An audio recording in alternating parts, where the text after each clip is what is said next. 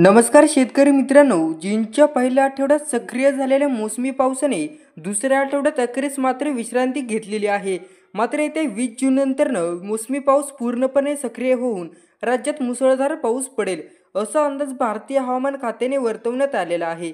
मागील वर्षीच्या तुलनेत यंदा मोसमी पाऊस वेळेआधीच राज्यात दाखल झालेला आहे. अंदमान निकोबार नंतरनं केरळमध्ये तो दाखल झालेला आहे. तर त्यानंतरनं पुणे, मुंबई, कोल्हापूर या शहरात देखील वेळेआधीच मोसमी पावसाचे आगमन झाले.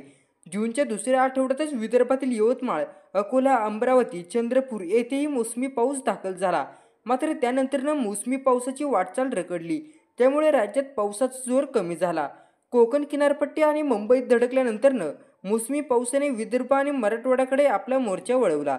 मात्र विदर्भातील काही भागात पोहोचल्यानंतरनं मान्सून पुढे सरकला नाही. विदर्भ मराठवाड्यातील काही जिल्ह्यांना अद्याप पावसाची प्रतीक्षा आहे.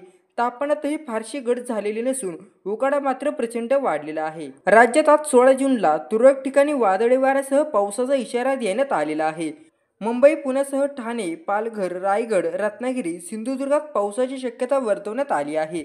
याशिवाय पश्चिम महाराष्ट्रातील सोलापूर, सांगली, सातारा, कोल्हापूर या भागात मेघगर्जना आणि विजांच्या कडकडाटासह मुसळधार पाऊस पडणार असल्याचा इशारा हवामान खात्याने देण्यात आलेला आहे.